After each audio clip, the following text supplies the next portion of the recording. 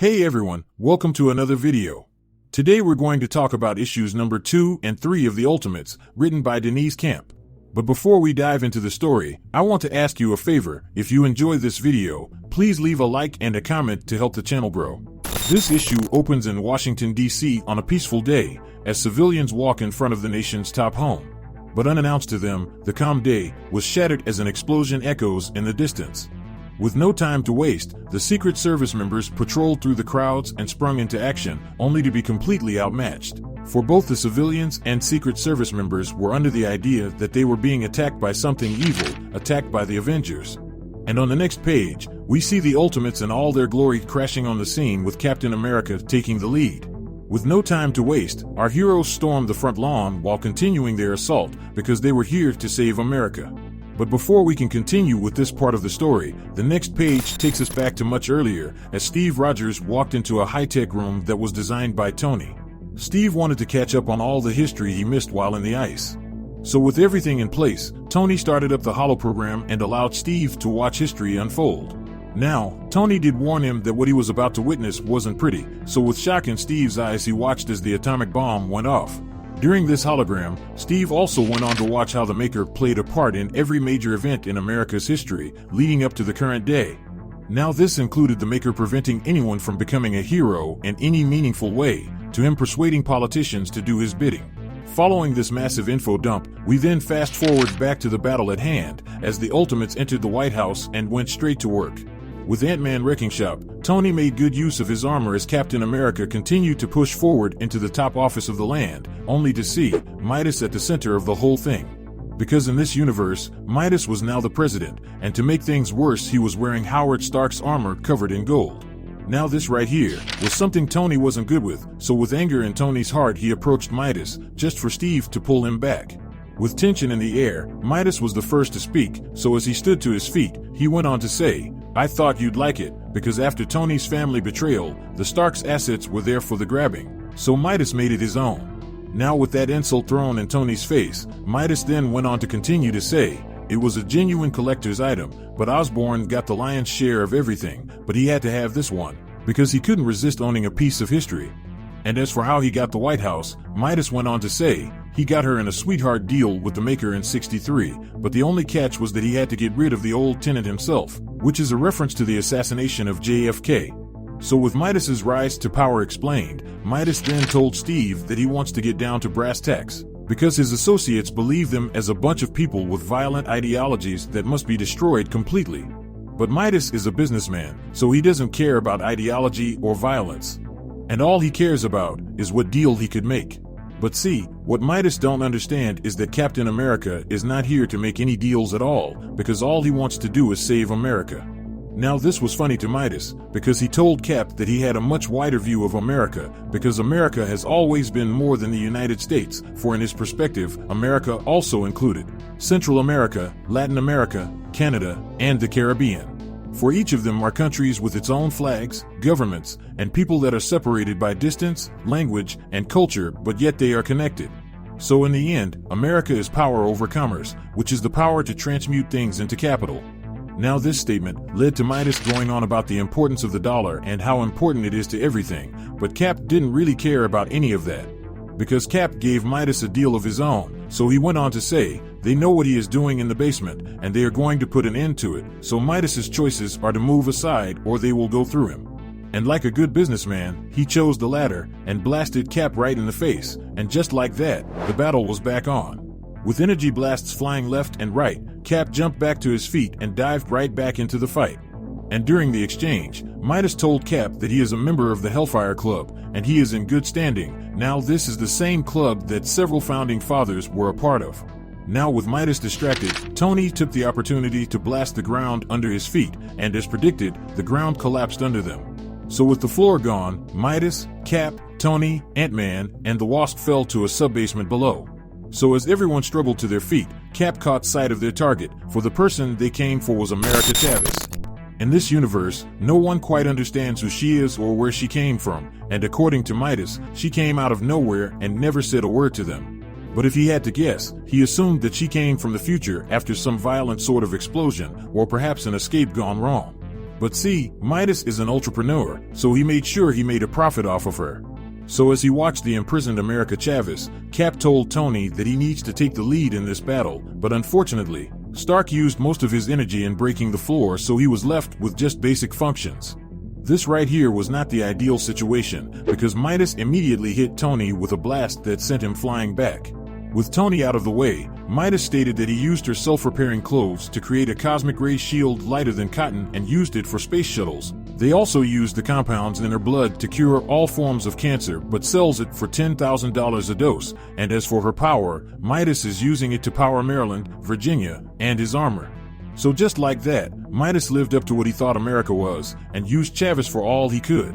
Now with that battle trending towards a Midas victory, the man in gold took the beaten Captain America and slammed him into the ground. But beaten and bruised, Cap was still far from giving up, for his goal was to save America. Now this was getting on Midas's last nerve, because according to him, Steve didn't even know what America was. For the man who discovered America was no better than a pirate or a warlord. So as Midas continued to savagely beat Steve, Wasp started to regain her consciousness just in time to see a bloody Steve trying to fight on. And during this battle, Midas made the point that America is not the land of the free, but rather the land of money, and everyone who lives within it is a slave to money. So ultimately over the years America cut out what was difficult and kept only what was profitable. So Midas gave his people freedom from want and choice. Because in Midas's words, the United States of America is dead, so long live the North American Union and regional subsidiaries. Right before Midas could seal the deal, Wasp sank past him and blasted the containment device that held our hero, and just like that, Midas's prison for Chavez was disabled. With the odds back in the Ultimates' favor, the heroes went back on the attack, and during their last clash, Midas stated that they couldn't have her because he loved her. Now this pissed Cap off because Midas didn't even know her name, so with a direct hit with his shield to Midas's neck, the golden giant collapsed onto the ground with his neck completely broken. With Midas defeated, he let out one last warning to the Ultimates. He stated that if they took her, there would be dire consequences, because already the electrical grid is falling. So hundreds and thousands would be without power. Hospitals, airports, traffic systems, and more will be down, and this would lead to hundreds of thousands of deaths. So by taking her, they would end up killing America, because what is a nation if not its people? Which means whatever choice the Ultimates make, Midas will profit from. So with that threat made, Captain America goes to Midas's prisoner and tells her that they are there to help, for a great injustice was done to her. But things will get better now.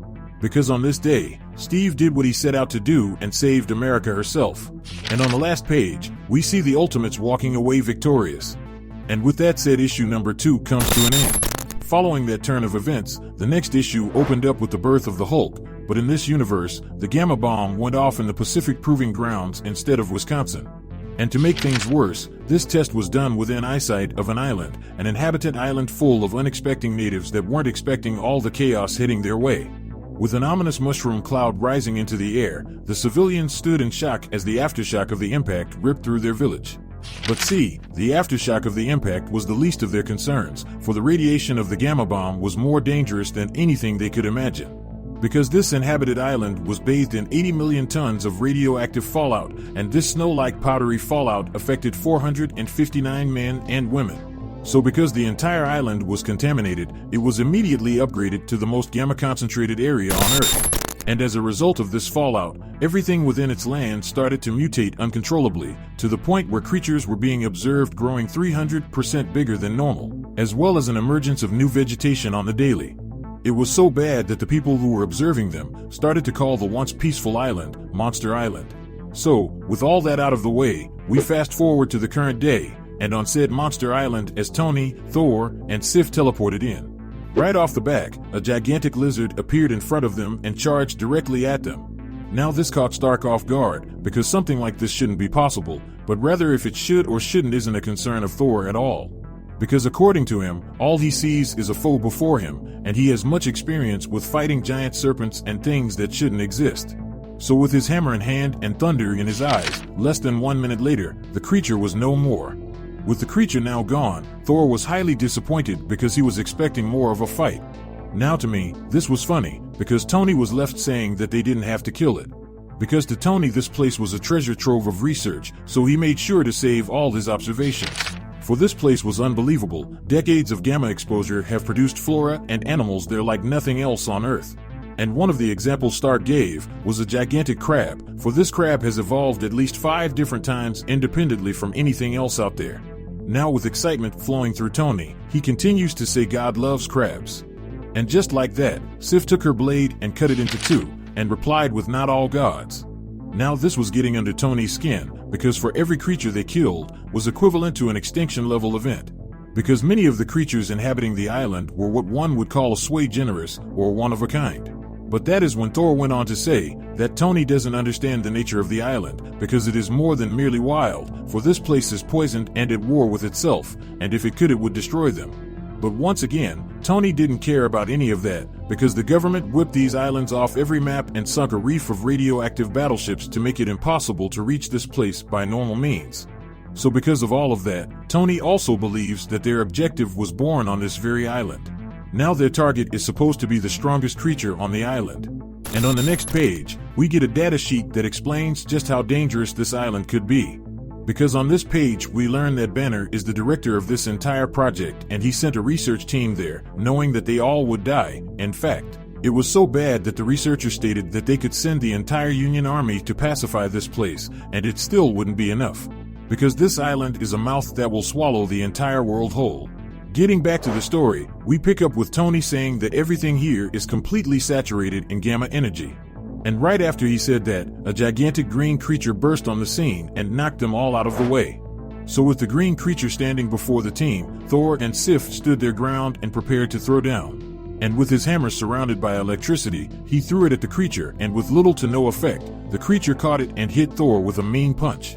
So with Thor flying back, Sif filled the void and came out swinging, but just like the God of Thunder, she too was pushed away like nothing. Now this right here was an insult that the God of Thunder couldn't let slide. So Thor ascended into the sky and immediately went to work and was moments away from sealing the deal and causing another extinction level event, until a voice in the distance told him to stop. And suddenly out of the tree line walked a gigantic female Hulk by the name Zakaria, who is the protector of the people of the island. And she lets it be known that the Avengers are intruders, and if they do not stop then they will have to accept her consequences. So with this new arrival, Tony immediately approached her and stated they just wanted to talk and meant no harm. Now with the situation de-escalating, the protector of the island started to walk up on the defeated Green Man and said that she heard it all before. And before they could continue their conversation, the protector took the man in her arms and sang it to sleep. And mysteriously the gigantic creature turned into a sleeping baby. And as she held the sleeping child, Zakaria told the heroes that the people who came said they selected them for their good weather and large lagoons and their many islands for support facilities. Now while this all went down, Zakaria was just a girl when people in white and guards with guns in green came. And while they was there, they offered them money and promised them houses, medicine, and the protection of the world governments. They even swore that once all their bombs had been dropped and all their experiments had been done and all their wars had been won, then they would come back and clean up after themselves and everything would be as it was. But of course, Banner lied, and to make it worse Zakaria's people didn't believe them so they refused them, but they dropped their bombs anyway and left them to live in the fallout. Now at first, Tony was excited to know that there were more people like Zakaria out there, because with an army of Hulks, they could turn the tides of this war. But when they arrived at her village her people were all nothing like her, but instead in a much worse situation, ranging from one's entire body being exposed nerves, to another person being lost in their own thoughts. And as for the baby from earlier, every time the baby got upset, it would turn into that creature and rampage throughout the island with Zakaria being the only one able to stop it. And as for their food supply, even the coconut water that they were used to drinking, burned them whenever they tried. Now this right here was not what Tony expected. In fact, he was actually sorry for what had happened to Zakaria's people. Despite the tragedy that occurred to her people, Tony had to point out how she shows a level of self-control that Banner only achieved with years of guidance from the greatest psychologists, spiritualists, and mystics in the world. And because of that ability to control herself along with her strength, Tony was just about to invite her to join their team, but before he could, Zakaria interrupted him and said she wouldn't participate because they were suffering enough to take part in other wars. So with her stance made known, Tony went on to ask what if he and his team could help them by finding a new place to move them to. But once again, Zakaria went on to turn him down again, because that island was her home and they would never leave, and even if they could, Banner would never allow it. Now her willingness to stay wasn't her saying that she was complacent with their situation. Because Zakaria was extremely angry, for she was born into the wounded belly of the world, so Tony couldn't imagine her anger. Because what had been done to them was an abomination. But see, Zakaria wasn't going to allow Tony to use her anger, because they have been through enough. But on the other hand, Zakaria went on to say, Tony could have her strength and can use her rage if he could pay for it. For Zakaria wants Tony to fix her island and make it like it was before the bombs fell. And if he could do that for them, then she would show them strength. Now to pull this off, Tony would have to conduct a massive remediation job by scraping the topsoil off the entire island, and then repeated applications of potassium fertilizer, tons of it, all under Banner's nose. But if that is what it takes, then that is what Tony would do. So following a shake of Tony and Zakaria's hand, we jump over to this universe version of Banner watching everything playing out. And on this page, Banner states that the Ultimates are trespassing on sacred land, interfering with long-running experiments, and forging destabilizing alliances. So with all those crimes committed, Banner told his men to assemble his immortal weapons because the Ultimates were making him angry. So with that said, this issue comes to an end. So with that out there, if you want to stay in the loop about any individual storyline, then how about you hop over to the playlist section down below or in the link cards above to get all caught up on the Ultimate Universe. So with that established, I hope you enjoyed this video, and please don't forget to leave a like and a comment if you want to see more videos like this. Thank you for watching, and I'll see you in the next review.